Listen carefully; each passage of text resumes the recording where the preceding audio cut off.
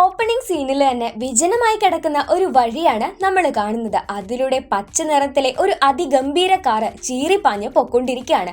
ഇത് നേരെ അവിടെയുള്ള ആളൊഴിഞ്ഞ ഒരു ഗോഡൌണിലേക്കാണ് പോകുന്നത്. ബെന്റന്റെ ഉറ്റ സുഹൃത്തായ കെവിനാണ് ഈ കാർ ഓടിക്കുന്നത്. അവിടെ എത്തിയപ്പോൾ ബ്രോക്കറിനോട് കെവിൻ എവിടെ നീ പറഞ്ഞ ഡീലേഴ്സ് എവിടെയെന്ന് ചോദിക്കുന്നു. ശരിക്കും കെവിൻ അവിടേക്ക് വന്നിരിക്കുന്നത് ബ്ലാക്ക് മാർക്കറ്റിലെ കുറച്ച് വെപ്പൺസ് വാങ്ങാനായാണ്. 3 ബൈക്കുകളിലായിട്ട് ഡീലേഴ്സ് അവിടെ എത്തി ഒരു ബോക്സ് തുറന്ന് അതിനകത്തുള്ള ഏലിയൻ നാനോ ചിപ്പ് ടെക്നോളജി നമ്മുടെ കെവിന് കാണിച്ചു കൊടുക്കുവാണ്. ഇതെങ്ങനെയാ യൂസ് ചെയ്യേണ്ടത്, ശരിക്കിത് എന്ത് തരം വെപ്പണാ എന്നൊക്കെ കെവിൻ ചോദിച്ചറിയുന്നു. ഓ, അതൊക്കെ അറിയണോ? ഇത് വാങ്ങാനായിട്ടെന്ന് അവർ പുച്ഛത്തോടെ ചോദിക്കുകയാണ്. എനിക്ക് എന്റെ ഫ്രണ്ട്സിനോട് കൂടി ഡിസ്കസ് ചെയ്യണമെന്ന് കെവിൻ പറഞ്ഞതും ബെന്നും ഗെന്നും അവിടേക്ക് വരികയാണ്. നിങ്ങളെ ഒന്നും ഞങ്ങൾ ഇതുവരെ കണ്ടിട്ടേ ഇല്ലല്ലോ എന്ന് അവർ പറഞ്ഞുകൊണ്ടിരിക്കുമ്പോൾ ഇവരുടെ കൂട്ടത്തില് ഹെൽമെറ്റ് ഇട്ട ഒരു ഡീലർ ഉണ്ടായിരുന്നു. അവള് പറഞ്ഞു, ഇവരൊന്നും 4ാം കട ഡീലേഴ്സ് ഒന്നുമല്ല, ഇവര് പ്ലംബേഴ്സ് ആണ്, ഈ ലോകത്തെ തന്നെ രക്ഷിക്കുന്നവരാണ് എന്നൊക്കെ പറയുന്നു. പ്ലംബേഴ്സിനെ കുറിച്ച് നിനക്ക് എങ്ങനെ അറിയാമെന്ന് കെവിൻ ചോദിച്ചപ്പോൾ അവള് ഹെൽമെറ്റ് അഴിച്ചു. നമ്മുടെ ബെന്നിന്റെയും ഗ്വന്നിന്റെയും പഴയകാല സുഹൃത്തായ എലീനയായിരുന്നു അത്. ഇതെന്റെ ഒരു പൊറാട്ട് നാടകമായിരുന്നു. എന്റെ അച്ഛനെ ഏലിയൻസ് തട്ടിക്കൊണ്ടുപോയി. ബെന്നിന്റെ സഹായം ചോദിക്കാനാ ഞാൻ ഇവിടേക്ക് വന്നിരിക്കുന്നതെന്ന് എലീന പറയവേ ഇവരുടെ കയ്യിലുണ്ടായിരുന്ന ആ വെപ്പൺ പൊട്ടിത്തെറിച്ച് അതിനകത്തുണ്ടായിരുന്ന ഏലിയൻ ചിപ്പ് മുഴുവൻ റിലീസായി. ആരോ കൺട്രോൾ ചെയ്യുന്ന പോലെ അതിവരെ ആക്രമിക്കാനായിട്ട് ആരംഭിക്കുകയാണ്. ഉടനടി കെവിൻ അവന്റെ ശക്തി ഉപയോഗിച്ച് ഇതിനെ നേരിടാൻ തുടങ്ങവേ ബെൻ അതിലെ ഒരു നാനോ ചിപ്പ് കയ്യിലെടുത്ത് ഇത് ആക്ടിവേറ്റഡ് ആണ്, ഇവിടെ നിന്ന് ആരോ ആണ് ഇതിനെ നിയന്ത്രിച്ചുകൊണ്ടിരിക്കുന്നത് എന്ന് പറയുന്നു. അപ്പോഴാണ് അവിടെയുള്ള ഒരു കോട്ടിട്ട ഒരാളിനെ ഇവർ കാണുന്നത്. ഉടനെ ബെൻ ബിച്ചിലായി മാറിയിട്ട് അയാളുടെ നേരെ ചെല്ലുവാണ്. ആദ്യം തന്നെ ഈ ഒരു ചിപ്പുകളെ മുഴുവനായിട്ട് ഫ്രീസ് ചെയ്യാനായിട്ട് അവൻ ശ്രമിച്ചു. പക്ഷേ അതിന് സാധിച്ചില്ല. ആ ഫ്രീസ് ഒക്കെ പൊട്ടിപ്പോയിട്ട് അയാൾ കൂടെ ഈ ചിപ്പിനോടൊപ്പം ഇവിടെ നിന്ന് രക്ഷപ്പെട്ട് കടന്നു കളയാണ്. എല്ലാം കഴിഞ്ഞ് നോക്കുമ്പോൾ എലീനെ കാണുന്നില്ല. അവൾ നമ്മൾക്കായി ഒരുക്കിയ ട്രാപ്പാണിതെന്ന് പറഞ്ഞ് ഇവർ നേരെ തിരിച്ചു വരികയാണ് മുത്തച്ഛന്റെ ലാബിലേക്ക്. ഗ്വെന്നും കെവിനും നീ അവളോട് സിമ്പതി കാണിക്കാൻ പാടില്ലായിരുന്നു, ആ ഒരു നിമിഷത്തെ സിമ്പതിയാണ് നമ്മളെ ഇങ്ങനെ കുടുക്കിലാക്കിയത് എന്നൊക്കെ പറഞ്ഞുകൊണ്ടിരിക്കുന്നു. ഇവർ ഈ സ്ഥലത്തേക്ക് വന്നത് നമ്മുടെ എലീനയും പിറകെ വന്ന് കാണുന്നുണ്ട്. അങ്ങനെ ഈ ഒരു ചിപ്പ് അനലൈസ് ചെയ്യാനായിട്ട് മുത്തശ്ശന്റെ ലാബിലേക്ക് അവർ കയറി വരുന്നു. എന്നാൽ എത്ര തന്നെ ശ്രമിച്ചിട്ടും ഇതിന്റെ ബാക്കി ഭാഗങ്ങൾ, അതായത് ഇത് പ്രോസസ്സിംഗ് ചെയ്യാനായിട്ട് ഇവരെ കൊണ്ട് സാധിക്കുന്നില്ല. അതിനകത്ത് ഇനേർട്ട് ഗ്യാസ് പോലുള്ള സംഗതികളാണെന്ന് നമ്മുടെ ഗ്വൻ പറഞ്ഞു കൊടുക്കുന്നു. അപ്പോഴാണ് ഇവരുടെ മുത്തശ്ശൻ അവിടേക്ക് വന്ന് ഇതെനിക്ക് നല്ല കണ്ടുപരിചയമുണ്ടല്ലോ എന്ന് പറയുന്നത്. പെട്ടെന്ന് അവിടെ ഒരു സെക്യൂരിറ്റി അലേർട്ട് കാണുന്നു, ആരും ഇവിടേക്ക് അതിക്രമിച്ച് കയറാൻ ശ്രമിച്ചിരിക്കുന്നു എന്ന്. അത് മുത്തശ്ശന്റെ ഓഫീസിലേക്കാണെന്ന് അറിഞ്ഞതോടുകൂടി ഇവർ 4 പേരും അവിടേക്ക് ചെല്ലുവാണ്. തിരിഞ്ഞു നോക്കിയപ്പോൾ അത് എലീനയായിരുന്നു. എലീനയെ കണ്ടതും മുത്തശ്ശൻ അവൾക്ക് നേരെ തോക്ക് ചൂണ്ടി, നീ വിക്ടറിന്റെ മകളല്ലേ, നീ എന്തിനാ ഇവിടേക്ക് നുഴഞ്ഞു കയറിയത് എന്ന് ചോദിക്കുകയാണ്. ബെൻ അന്നേരം അവൾ എന്റെ ഫ്രണ്ടാണ്, അവളുടെ അച്ഛൻ അപകടത്തിലാണത്രേ, നമ്മളോട് സഹായം ചോദിക്കാൻ വന്നതാ എന്നൊക്കെ പറയുമ്പോൾ ഇവളോടും ഇവളുടെ കുടുംബത്തോടുള്ള ഒരു ബന്ധവും നമുക്ക് വേണ്ട, ഇവളെ സഹായിക്കാനും നമ്മൾ പോകുന്നില്ല, നീ ഇപ്പൊ തന്നെ ഇവിടെ നിന്ന് ഇറങ്ങിപ്പോക്കോ എന്ന് പറഞ്ഞ് മാക്സ് നമ്മുടെ എലീനയെ ഇവിടെ നിന്ന് പറഞ്ഞു വിടാണ്. അവള് വീണ്ടും വീണ്ടും പറഞ്ഞു നോക്കി. ബെൻ അല്ലാതെ അവളെ സപ്പോർട്ട് ചെയ്യാൻ കൂടെ ആരും ഉണ്ടായിരുന്നില്ല. ബെൻ അവളെ സപ്പോർട്ട് ചെയ്യുന്നത് കണ്ട് മാക്സ് അവന് ചില കാര്യങ്ങൾ കാണിച്ചു കൊടുത്തു. എന്റെ ശിഷ്യന്മാരിലെ ഏറ്റവും നല്ല പ്ലംബർ ആവേണ്ടിയിരുന്ന ആളായിരുന്നു വിക്ടർ. എന്നാൽ അയാള് നമ്മുടെ അടുത്തുള്ള ഏലിയൻ ചിപ്പ് ടെക്നോളജി മോഷ്ടിച്ച് മറ്റുള്ളവർക്ക് കൈമാറാൻ ശ്രമിച്ചു. അതിന്റെ പേരിലാണ് പ്ലംബർ ഈ ഒരു ഗ്രൂപ്പിൽ നിന്ന് തന്നെ അവന്റെ കുടുംബത്തെ ഇപ്പോൾ ലോക്ക്ഡൌൺ ചെയ്തിരിക്കുന്നത്. അതുകൊണ്ട് അയാളെ സഹായിക്കുന്നത്, അയാളുടെ കുടുംബത്തെ സഹായിക്കുന്നത് നമുക്ക് ശരിയായിട്ടുള്ള കാര്യമല്ല എന്ന്, അത് ശരിക്കും റൂളിന് എതിരാണെന്ന്. എന്നാൽ ബെൻ ഇതൊന്നും കേൾക്കാതെ നമ്മുടെ എലീനയെ സഹായിക്കാനായിട്ട് ചെല്ലുകയാണ്. എന്നിട്ട് അവര് പറയുന്നൊന്നും നോക്കണ്ട, നിന്റെ അച്ഛനെ കണ്ടുപിടിക്കാൻ ഞാൻ നിന്നോടൊപ്പം നിൽക്കാം, പുള്ളി ഏറ്റവും ലാസ്റ്റ് വർക്ക് ചെയ്തിരുന്ന ലാബ് കാണിച്ചു തരുമെന്ന് എലീനയോട് പറയുന്നു.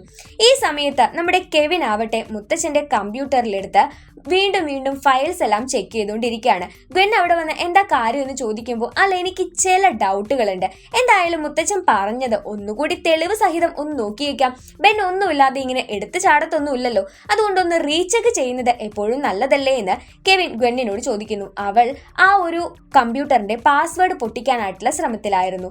ഈ സമയത്ത് നേരത്തെ ആ ചിപ്പുകൾ കൺട്രോൾ ചെയ്തിരുന്ന കോട്ടിട്ടയാള് വീണ്ടും ആ ചിപ്പുകളെ ഉപയോഗിച്ചുകൊണ്ട് ഇവിടെയുള്ള 2 കള്ളന്മാരെ കൺട്രോൾ ചെയ്യുന്നത് കാണാൻ സാധിക്കും. ബെന്നും എലീനയും ഇപ്പോഴും യാത്രയിലാണ്. അവളുടെ അച്ഛൻ ലാസ്റ്റ് ടൈം വർക്ക് ചെയ്തിരുന്നത് ഒരു ലാബിലാണ്. ആ ലാബ് ഒരു പഴയ വീട്ടിലായിരുന്നു ഉണ്ടായിരുന്നത്. അവിടേക്കാണ് ഇവർ വന്നിരിക്കുന്നത്. ഇവർ ആ വീട്ടിലേക്ക് കയറുന്ന അതേ സമയത്ത് നേരത്തെ ആ ചിപ്പുകൾ കൺട്രോൾ ചെയ്തിരുന്ന അയാൾ കൺട്രോൾ ചെയ്യുന്ന ആൾക്കാരുമായിട്ട് കുറെ പെട്ടിയൊക്കെ എടുത്തുകൊണ്ട് ഇവിടെ നിന്ന് ഇറങ്ങി പോകുന്നത് കാണാൻ സാധിക്കും. ഇത് കാണാതെ ബെന്നും എലീനയും അകത്തോട്ട് കയറുന്നു. ഇവര് ഷിപ്പിറ്റ് എന്ന് പറയുന്ന ലോകം മുഴുവൻ അറിയപ്പെടുന്ന ഒരു കൊറിയർ സർവീസിലേക്കാണ് ഈ പെട്ടികളും സാധനങ്ങളും ഒക്കെ ആയിട്ട് പൊക്കൊണ്ടിരിക്കുന്നത്. ഈ സമയം ബെന്നും എലീനയും അകത്ത് വന്ന് നോക്കുമ്പോൾ ഇവർ കണ്ടുപിടിക്കാനായിട്ട് ശ്രമിക്കുന്ന കാര്യങ്ങളെ പറ്റിയുള്ള ഒരു വിവരങ്ങളും അവിടെ കണ്ടെത്താൻ സാധിക്കുന്നില്ല.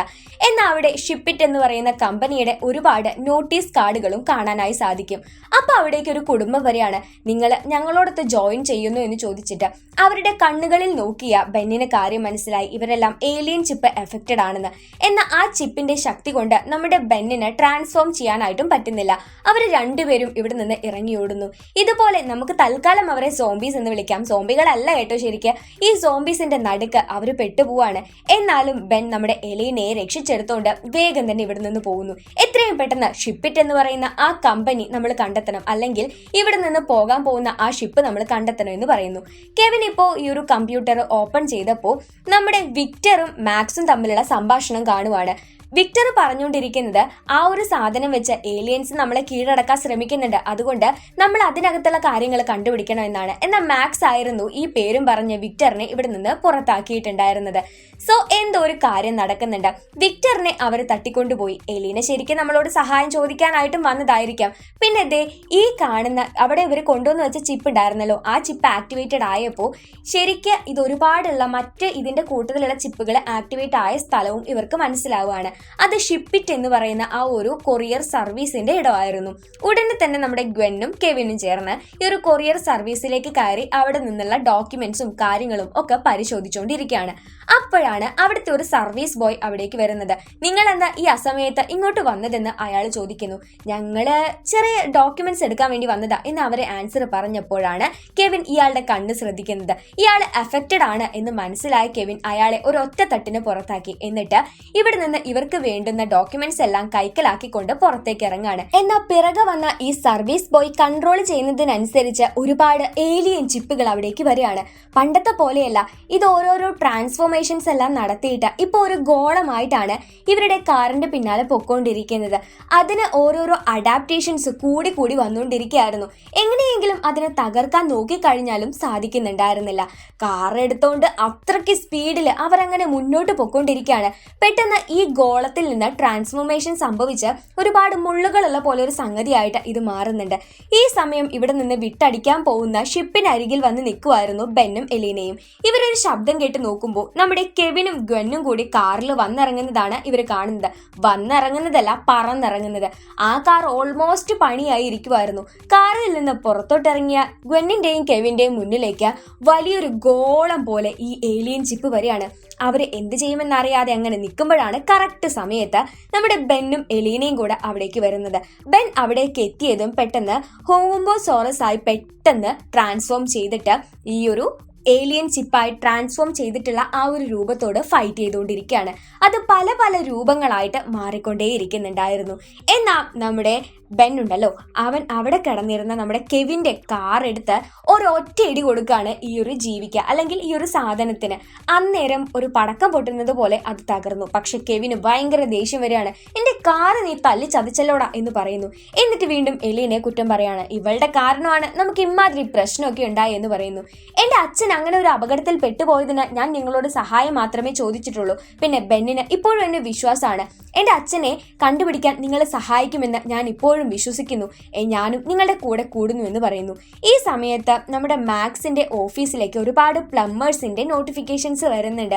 ലോകം മുഴുവനായിട്ട് ഈ ഒരു ഏലിയൻ ചിപ്പ് പകർന്നുകൊണ്ടിരിക്കുകയാണെന്ന്. അതായത് ഈ ഒരു കൊറിയർ സർവീസിൽ നിന്ന് ഒരുപാട് ഡെലിവറീസ് പോകുന്നുണ്ട്. അങ്ങനെ പോകുന്ന ഈ ഡെലിവറീസിൽ മുഴുവൻ ഇത്തരത്തിലെ ചിപ്പുകളാണ്. ഇത് പെട്ടെന്ന് മനുഷ്യന്മാരെ എഫക്ട് ചെയ്യുന്നുണ്ട്. അവരൊക്കെ തന്നെ കൺട്രോളിലായി പോവുകയും ചെയ്യാണ്. എത്രയും പെട്ടെന്ന് അതിനെ നമ്മൾ ഇവിടെ നിന്ന് ഇല്ലാതാക്കണം. എന്നാൽ എപ്പോഴും ഈ കൺട്രോൾ ചെയ്യപ്പെട്ട മനുഷ്യന്മാർ സംസാരിക്കുമ്പോൾ ഒരു ക്യൂണിന്റെ കാര്യം പറയുന്നുണ്ടായിരുന്നു. സോ ഇവർക്കൊരു ക്യൂനുണ്ട്. അപ്പൊ ആ ക്യൂണിനെ തകർത്ത് കഴിഞ്ഞാൽ ഈ ഒരു കൂട്ടത്തിൽ ഇപ്പൊ തേനീച്ചക്കൂട് അതുപോലെ ഉറുമ്പും കൂട് എന്നൊക്കെ പറയുമ്പോൾ അവരുടെ രാജ്ഞിയെ തകർത്ത് കഴിഞ്ഞാൽ ഈ കൂട് തന്നെ ഇല്ലാതാകുമല്ലോ. അതുകൊണ്ട് നമുക്ക് രാജ്ഞിയുടെ ലൊക്കേഷൻ എവിടെയാണെന്ന് കണ്ടുപിടിക്കണം എന്ന് പറയാണ്. ആ നേരത്ത് ഇവർ സംരക്ഷിച്ചു വെച്ചിരുന്ന ആ 3 ചിപ്പുകളിൽ ഒരെണ്ണം കാണാതായി പോകുന്നതായിട്ടും കാണുന്നുണ്ട്. അന്ന് രാത്രി മുഴുവൻ ഇരുന്ന് ഇവര് ലൊക്കേഷൻ തപ്പിപ്പിടിച്ചുകൊണ്ടിരിക്കുകയാണ്. അതിനിടയ്ക്ക് മുത്തശ്ശന്റെ അടുത്തേക്ക് നമ്മുടെ ബെന്നൊന്ന് പോയതാണ്. അന്നേരം ഇവര് സംരക്ഷിച്ചിരുന്നത് 4 ഏലിയൻ ചിപ്പുകളാണ്. അതിൽ ഒരെണ്ണം ഇപ്പൊ കാണുന്നില്ല. നോക്കുമ്പോൾ അവന്റെ മുത്തശ്ശനെ അത് എഫക്ട് ചെയ്തിട്ടുണ്ടായിരുന്നു. മുത്തശ്ശൻ ഒരു പെട്ടി എടുത്തുകൊണ്ട് വന്ന് ബെന്നിനെ തലക്കടിക്കാൻ നോക്കുമ്പോഴേക്ക് ഇവൻ കണ്ടതായിരുന്നു. അങ്ങനെ മുത്തശ്ശനെ അവർ ഒരിടത്ത് ഇരുത്തിയെങ്കിലും അഫക്റ്റ് ആയിട്ടുള്ള നമ്മുടെ മുത്തശ്ശൻ പറഞ്ഞു, ഇവിടെയുള്ള പ്ലംബേഴ്സും മനുഷ്യന്മാരും എല്ലാവരും എന്റെ കൺട്രോളിലായി തീരും എന്നൊക്കെ പറഞ്ഞ് പെട്ടെന്നൊരു പുക വന്ന് മൂപ്പര് ഇവിടെ നിന്ന് മാഞ്ഞു പോകുവാണ്. എത്രയും പെട്ടെന്ന് തന്നെ ആ രാജ്ഞി എവിടെയാണെന്നുള്ളതുള്ള ലൊക്കേഷൻ നമ്മൾ കണ്ടെത്തണം എന്നവരങ്ങനെ ചിന്തിച്ചുകൊണ്ടിരിക്കുമ്പോൾ ഏറ്റവും കൂടുതൽ ഏലിയൻ ചിപ്പ് ഇപ്പൊ ആക്ടിവേറ്റഡ് ആയിരിക്കുന്നത് മിസൗറിയിലുള്ള ഷിപ്പിറ്റ് എന്ന് പറയുന്ന ആ ഒരു കമ്പനിയുടെ വലിയൊരു ഫാക്ടറി ഉണ്ട്, അവിടെയാണ്. മിക്കവാറും അവിടെ തന്നെ ആയിരിക്കാം ഈ രാജ്ഞി ഉള്ളത് എന്ന് പറഞ്ഞിട്ട് ഈ 4 സംഘം ഇവിടെ നിന്ന് നേരെ അവിടേക്ക് പോവാനായി തുടങ്ങുകയാണ്. പക്ഷെ പോവാനായിട്ട് വണ്ടി വേണ്ടേ? ഉള്ളൊരു വണ്ടി നമ്മുടെ ബെൻ അടിച്ചു പൊളിച്ച് കളഞ്ഞില്ലേ. എന്നാൽ പുതിയതായിട്ട് നമ്മുടെ കെവിൻ ഒരു കാറ് അറേഞ്ച് ചെയ്ത് വെച്ചിട്ടുണ്ടായിരുന്നു. കാർ ഓടിക്കുന്നത് ഞാനാണ് കേട്ടോ എന്ന് ബെൻ എടുത്തു കയറി പറയുന്നുണ്ട്. ആരോടിച്ചാലും വേണ്ടില്ല, എത്രയും പെട്ടെന്ന് മിസൗറിയിൽ എത്തിയാൽ മതി എന്ന് പറയാണ് നമ്മുടെ കെവിൻ. അങ്ങനെ ഇവര് യാത്ര ആരംഭിച്ചു. അധികം കഴിയാതെ തന്നെ മിസൗറിയിലേക്ക് എത്തുകയും ചെയ്യാണ്. പുറമേ നിന്ന് നോക്കുമ്പോൾ തന്നെ അവിടെ ഒരുപാട് എഫക്റ്റഡ് ആയിട്ടുള്ള ആൾക്കാരുണ്ട്. ആ രാജ്ഞിയുടെ ആജ്ഞ അനുസരിച്ച് ഇവിടെ നിന്നാണ് ലോകത്തേക്ക് മുഴുവനായിട്ട് ഈ ഏലിയൻ ചിപ്സ് കയറ്റി അയക്കുന്നത് എന്നുള്ള കാര്യം ഇവർക്ക് മനസ്സിലായി. അക്കൂട്ടത്തില് മാക്സിനെയും ഇവർ കാണുന്നുണ്ട്. ഈ ഫാക്ടറിക്കകത്തായിരിക്കാം ആ രാജ്ഞിയുള്ളത് എന്ന് പറഞ്ഞ് ഇവർ അകത്തോട്ട് കയറുന്നു. അപ്പോഴാണ് ഇതിനകത്തുള്ളത് ആരാണെന്നുള്ള കാര്യം ഇവർക്ക് വ്യക്തമാവുന്നത്. ഇത്രയും നേരം എലീനയുടെ അച്ഛനെ കണ്ടുപിടിക്കാനല്ലേ ഇവർ വന്നുകൊണ്ടിരുന്നത്. ഇവളുടെ അച്ഛൻ തന്നെയായിരുന്നു ഇവരെ നിയന്ത്രിച്ചുകൊണ്ടിരുന്നത്. അതായത് ആ കോട്ടിട്ട് നടക്കുന്ന ആ പുള്ളി ഇവളുടെ അച്ഛനായിരുന്നു. അയാളുടെ ദേഹത്ത് നിന്ന് ഒരുപാട് വള്ളിയും വയറും പുറത്തോട്ട് വരുന്നുണ്ട്. അതിനകത്തൂടിയാണ് ഏലിയൻ ചിപ്പ് ഉണ്ടാവുന്നത്. അപ്പൊ നിന്റെ അച്ഛനാണ് ഇതിനൊക്കെ കാരണക്കാരൻ. അപ്പൊ നീ ഞങ്ങളെ പറ്റിക്കുമല്ലായിരുന്നു. നിന്റെ അച്ഛനെ കൊണ്ടല്ലേ ഇപ്പൊ ഈ ലോകത്തിന് ഇത്രയ്ക്ക് വലിയ പ്രശ്നം ഉണ്ടാവുന്നേ എന്നൊക്കെ ചോദിച്ച് എല്ലാവരും എലീനയെ കുറ്റം പറയാൻ തുടങ്ങി. അന്നേരം എലീന പറഞ്ഞു, നിങ്ങൾ പറഞ്ഞ ആ രാജ്ഞി എന്റെ അച്ഛന്റെ ബ്രെയിനിലായിക്കൂടെ, അതുകൊണ്ടായിക്കൂടെ എന്റെ അച്ഛൻ ഇങ്ങനെ ചെയ്യുന്നത്, അല്ലാതെ എന്റെ അച്ഛൻ ദുഷ്ടനൊന്നുമല്ല എന്ന് പറയുമ്പോൾ ബെൻ അവളെ സപ്പോർട്ട് ചെയ്യാണ്. എന്നിട്ട് അവളുടെ അച്ഛന്റെ ഉള്ളിലുള്ള ആ രാജ്ഞിയെ വേണം നമ്മൾ ഇല്ലാതാക്കാൻ വേണ്ടിയിട്ട്. അവളുടെ അച്ഛനൊരു പ്രശ്നവും വരരുത്, എങ്കിൽ മാത്രമാണ് ഈ ലോകത്തെ നമുക്ക് രക്ഷപ്പെടുത്താൻ പറ്റൂ എന്ന് പറയാണ്. എന്നിട്ട് ബാക്കി എല്ലാവരോടും കവർ ചെയ്ത് നിൽക്കാൻ പറഞ്ഞ് നമ്മുടെ ബെൻ ട്രാൻസ്ഫോം ആവാൻ പോകുന്നു. പക്ഷെ അവൻ വിചാരിച്ചൊരു ട്രാൻസ്ഫോർമേഷൻ ആയിരുന്നില്ല അവിടെ നടന്നത്. അവനായി തീർന്നത് നാനോ മെക്ക് എന്ന് പേരുള്ള ഒരു കുഞ്ഞു ഡ്രോൺ ആണ്. അതും വളരെ ചെറിയത്, വേണമെങ്കിൽ ഇനിയും ചെറിയതാവാൻ പറ്റാവുന്ന ഒരു ഡ്രോൺ. അങ്ങനെ ഈ കുഞ്ഞു നാനോ മെക്ക് നേരെ നമ്മുടെ വിക്ടറിന്റെ മൂക്കിനകത്തുകൂടി അവന്റെ ശരീരത്തിനുള്ളിലേക്ക് കയറി പോവാണ്. കാരണം അവന്റെ ബ്രെയിനകത്താണല്ലോ ഈ രാജ്ഞി സ്ഥിതി ചെയ്യുന്നത്. നാനോമെക്ക് അതിനകത്ത് കടന്നത് ഈ ശരീരത്തിനുള്ളിലുള്ള രാജ്ഞി കാണുന്നുണ്ട്. പുറമെ ആണെങ്കിൽ ഗ്വെന്നും കെവിനും എലീനയും ചേർന്ന് ഇവിടെയുള്ള ബാക്കി സോംബി ടൈപ്പ് ആൾക്കാരെ മുഴുവനായിട്ട് അടിച്ച് പരത്തിക്കൊണ്ടിരിക്കുകയാണ്. എന്നാൽ അവർക്കൊന്നും ബോധം വരുന്നില്ല കേട്ടോ. നമ്മുടെ നാനോമെക്ക് ആവട്ടെ ഇപ്പൊ ആ ശരീരത്തിനകത്ത് ഇരുന്നുകൊണ്ട് ഭയങ്കരമായിട്ട് ഫൈറ്റ് ചെയ്തുകൊണ്ടിരിക്കുന്നു. അന്നേരം രാജ്ഞി, നിന്റെ പവർ ഞാൻ വിചാരിച്ചതിനേക്കാൾ കൂടുതലാണ്. നമ്മൾ ഒന്നിച്ചു നിന്ന ഈ ഭൂമിയെ നമുക്ക് സ്വന്തമായി ഭരിക്കാം എന്നൊക്കെ പറയുമ്പോൾ അതിന് നീ വിചാരിച്ച പോലെ ഞാൻ വെറും ടെക്നോളജി മാത്രമല്ല, ഞാൻ പകുതി മനുഷ്യനും കൂടിയാണ്. എൻ്റെ ഉള്ളിലും മനുഷ്യത്വമുണ്ട്. നിന്നെ ഈ ലോകം നശിപ്പിക്കാൻ ഞാൻ അനുവദിക്കില്ല എന്ന് പറഞ്ഞ് ആ ഒരു രാജ്ഞിയെ നാനോമെക്ക് തോൽപ്പിച്ച് കളഞ്ഞതും നമ്മുടെ വിക്ടറിന്റെ ഉള്ളിലുള്ളതും അതുപോലെ ഈ ടെക്നോളജി എഫക്റ്റഡ് ആയിട്ടുള്ള എല്ലാവർക്കും സ്വബോധം തിരിച്ചു വരികയാണ്. അങ്ങനെ നല്ല പോലെ മാറിയിട്ടുള്ള വിക്ടറിന്റെ അടുത്തേക്ക് മകള് വരുമ്പോൾ ഇവരാണ് രക്ഷിച്ചത് എന്നുള്ള കാര്യം നമ്മുടെ ബെന്നിനെയും ഗ്വെന്നിനെയും കെവിനെയും ഒക്കെ ചൂണ്ടി പറയുന്നുണ്ട്. ശേഷം വിക്ടറും ആൾക്കാരും എല്ലാവരും ഇവിടെ നിന്ന് പുറത്തോട്ട് ഇറങ്ങുന്നു. അന്നേരം മാക്സിന് ഇവര് തരയാണ്.